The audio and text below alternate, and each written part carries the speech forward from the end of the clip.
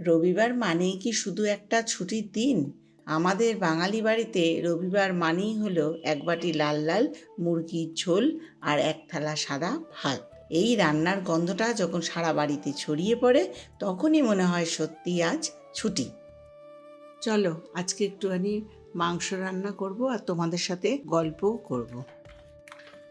প্রথমে মাংসটা ম্যারিনেশন করে রাখবো। প্রথমে একটু দই দেবো, আদা রসুন বাটা দেব, একটু নুন, একটু গোলমরিচ দিয়ে মাংসটাকে ভালো করে ম্যারিনেশন করে নেব। এরপর কড়াইতে তেল দেবো। তেলটা গরম হলে আলুগুলো লাল লাল করে ভেজে নেব। ঝোলের সবটুকু স্বাদ যেন ওই আলুটাই শুষে নেয়। অনেকে মাংসের টুকরো ছেড়ে আগের আলুটা পাতে তুলে নেয়, আর সেই নরম তুলতুলে আলু দিয়ে ভাত মাখার তৃপ্তিই আলাদা।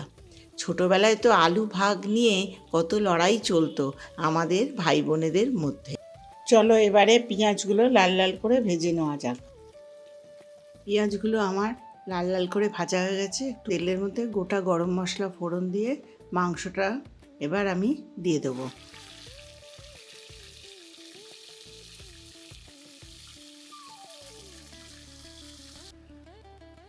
তেলের সাথে মাংসটা ভালো করে নাড়াচাড়া করে নিয়ে একটু টমেটো কেটে দিয়ে দিলাম। তার সাথে ভাজা পেঁয়াজগুলো দিয়ে দেবো, দিয়ে ভালো করে নাড়তে থাকবো।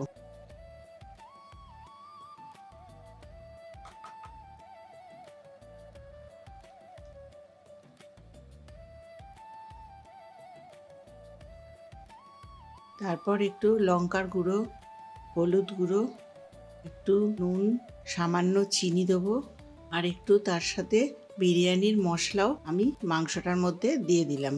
বিরিয়ানির মশলাটা মাংসের মধ্যে একটু ছড়িয়ে দেবে, খুব টেস্ট লাগে।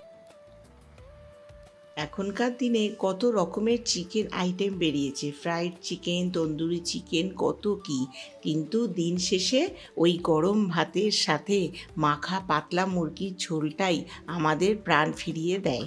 সময়ের সাথে সাথে অনেক কিছুই বদলায়, কিন্তু এই রান্নার স্বাদ আর মায়ের হাতের স্পর্শের গুরুত্ব কখনো ম্লান হয় না।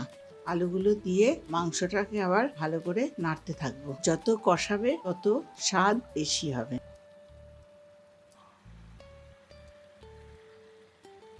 মা বলতেন, রান্নায় যতটা সময় দেবেন রান্না আপনাকে ততটাই স্বাদ ফিরিয়ে দেবে।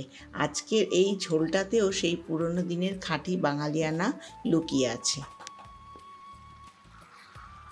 কালারটা খুব ভালো এসেছে। এরপর একটু জল দিয়ে দেবো।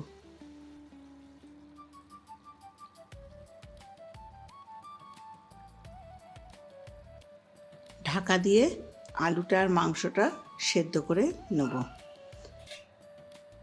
মাংসটা একটু আমার হয়ে গেছে, এবার একটু গরম মশলা ছড়িয়ে দেব। তৈরি হয়ে গেল আমার রবিবারের স্পেশাল মুরগির ঝোল।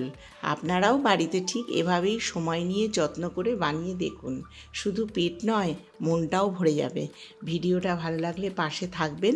আজ তবে আসি, দেখা হবে পরের গল্পে।